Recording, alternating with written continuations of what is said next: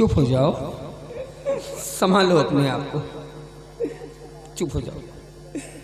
देखो हम आ गए ना, हाँ हम आ गए।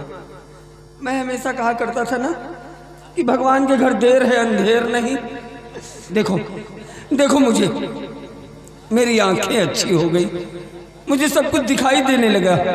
हाँ रूपा, चलो चलो हम यहाँ से दूर चले जाएंगे और दूर जाकर हम अपनी नई जिंदगी की शुरुआत एक नए तरीके से करेंगे।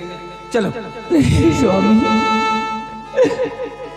आप आने में बहुत देर कर दी स्वामी। कुछ देर नहीं हुई है, कहते हैं ना कि जब जागो तब सवेरा। चलो आओ। स्वामी, पहले मेरी गोद से मेरे बच्चे को छीन लिया गया, उसके बाद मेरे दोनों हाथ कटवा लिए गए और आज मेरी इज्जत लूट ली गई।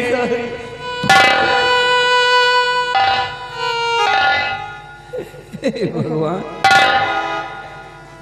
भूल जाओ, सब कुछ भूल जाओ रूपा, एक सपना समझकर सब कुछ भूल जाओ। अरे हमारी नजर में तो तुम गंगा की तरह पवित्र हो। नहीं स्वामी, तुम्हारी गंगा मैली हो गई स्वामी, तुम्हारी गंगा मैली हो गई स्वामी। मेरी बर्बादी का कारण और कोई नहीं, वो हरामजादा महामंत्री भयवीर सिंह है। उसी ने मेरी गोद से मेरे बच्चे को छीना है और उसी ने मेरे दोनों हाथ काटे हैं और आज उसी ने मेरी इज्जत लूटी है स्वामी। मुझसे और नहीं सहा जाता, ऐसा लगता है हमारा और आपका साथ बस यही तक था।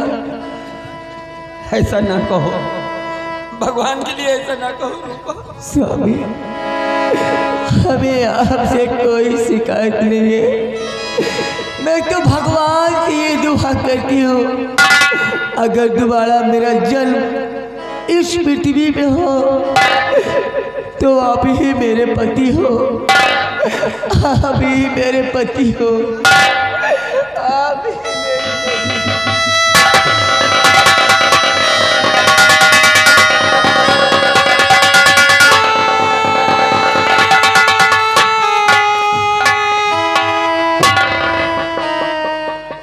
भगवान और कितनी परीक्षा लेगा और कितनी कुर्बानी देनी होगी। अब बर्दाश्त नहीं होता प्रभु, अब बर्दाश्त नहीं होता।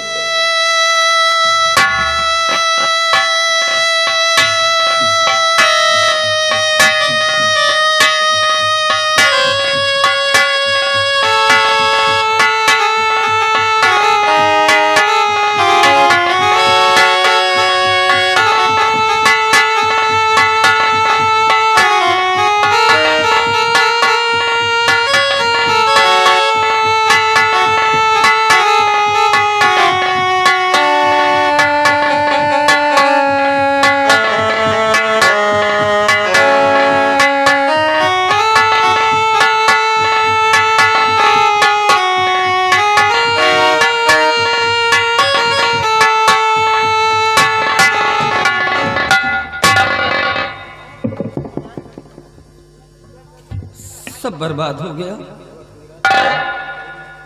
सब कुछ लुट गया। आज अब इस सत्यजीत के पास अब खोने के लिए कुछ बचा नहीं है। अब तो दिल में यही आता है कि मैं भी जाकर कहीं अपनी जान दे दूं, खत्म कर लूं अपना नाम और निशान। लेकिन अगर मैं मर गया, अगर मैं मर गया, मेरी रूपा का बलिदान व्यर्थ चला जाएगा। कौन दिलाएगा उसे इंसाफ? क्योंकि मरते मरते मेरी रूपा ने बताया है कि उसकी बर्बादी का कारण कोई और नहीं, मंत्री भयभीत सिंह है। नहीं रूपा, नहीं मरेंगे हम, नहीं मरेंगे हम दिलाएंगे तुम्हें इंसाफ, हम दिलाएंगे तुम्हें इंसाफ। ये तेरा पति सत्यजीत तुझे इंसाफ दिलाएगा रूपा। आज हम तेरे सतीत्व की कसम खा के कहते हैं कि जब तक हम तुम्हें इंसाफ नहीं दिला देंगे तब तक अन्न जल ग्रहण नहीं करेंगे। रामजादे भयभीत सिंह,